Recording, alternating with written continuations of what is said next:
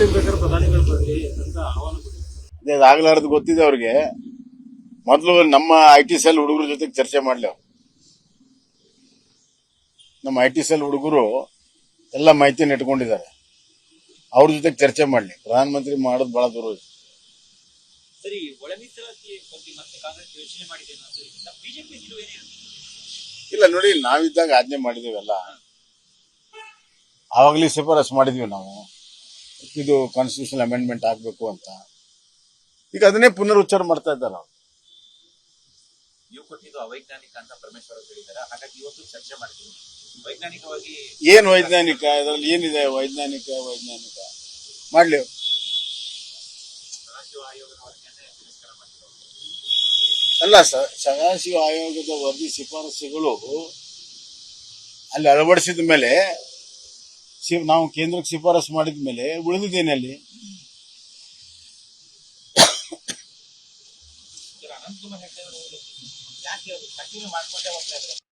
ನೋಡಿ. ಒಂದ್ ಹೇಳ್ತೀನಿ, ಅಲ್ಲ ಯಾರು ಸಮರ್ಥನೆ ಮಾಡಿಲ್ಲ. ನಾವು ನಮ್ಮ ಟೀಕೆ ಟಿಪ್ಪಣಿಗಳನ್ನ ರಾಜಕೀಯವಾಗಿ ಮಾಡುವಾಗ ನಿಂದನಾಪೂರ್ವಕವಾಗಿರಬಾರದು. ಅಷ್ಟು ಎಚ್ಚರಿಕೆ ನಾವು ವಹಿಸ್ಕೋಬೇಕು. ಪ್ರಶ್ನೆ ಏನಾಗಿದೆ ಅಂದ್ರೆ, ಇಲ್ಲಿ ಸಿದ್ದರಾಮಯ್ಯವರು ಎಲ್ಲರಿಗೂ ಏಕವಚನದಲ್ಲಿ ಮಾತಾಡ್ತಾ ಇದ್ದಾರೆ. ಹಲವಾರು ವರ್ಷದಿಂದ ಮಾತಾಡ್ತಾ ಇದ್ದಾರೆ.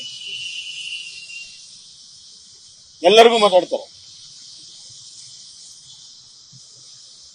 ಅವ್ರು ಮಾತಾಡಿದ್ರೆ ಸರಿ, ಮಿಕ್ಕವ್ರು ಮಾತಾಡಿದ್ರೆ ತಪ್ಪ.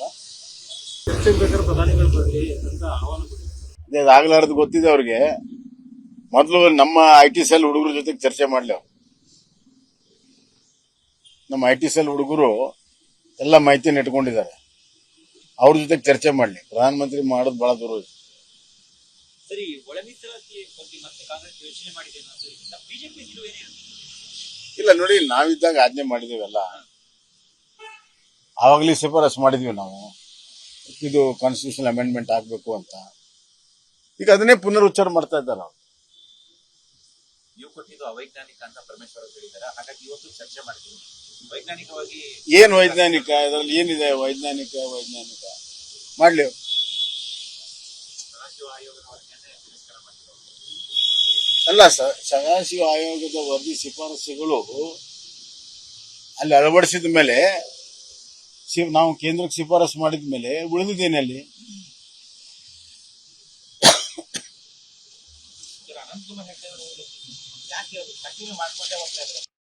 ನೋಡಿ. ಒಂದ್ ಹೇಳ್ತೀನಿ,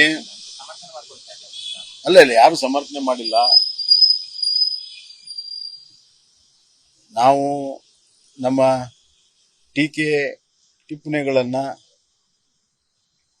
ರಾಜಕೀಯವಾಗಿ ಮಾಡುವಾಗ ನಿಂದನಾಪೂರ್ವಕವಾಗಿರಬಾರದು. ಅಷ್ಟು ಎಚ್ಚರಿಕೆ ನಾವು ವಹಿಸ್ಕೋಬೇಕು. ಪ್ರಶ್ನೆ ಏನಾಗಿದೆ ಅಂದ್ರೆ, ಇಲ್ಲಿ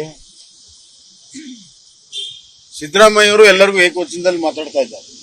ಹಲವಾರು ವರ್ಷದಿಂದ ಮಾತಾಡ್ತಾ ಇದ್ದಾರೆ. ಎಲ್ಲರಿಗೂ ಮಾತಾಡ್ತಾರೆ. ಅವ್ರು ಮಾತಾಡಿದ್ರೆ ಸರಿ, ಮಿಕ್ಕವ್ರು ಮಾತಾಡಿದ್ರೆ ತಪ್ಪ. ಅನುಕ್ಷಣದ ಸುದ್ದಿಗಳಿಗಾಗಿ ವಿಸ್ತಾರ ನ್ಯೂಸ್ ಯೂಟ್ಯೂಬ್ ಚಾನೆಲ್ ಸಬ್ಸ್ಕ್ರೈಬ್ ಮಾಡಿ. ಹೊಸ ಸುದ್ದಿಗಳ ನೋಟಿಫಿಕೇಶನ್ಗಾಗಿ ಬೆಲ್ ಐಕಾನ್ ಕ್ಲಿಕ್ ಮಾಡಿ. ಲೇಟೆಸ್ಟ್ ಅಪ್ಡೇಟ್ಸ್ಗಾಗಿ www.vistaranews.com ವೆಬ್ಸೈಟ್ಗೆ ವಿಸಿಟ್ ಮಾಡಿ.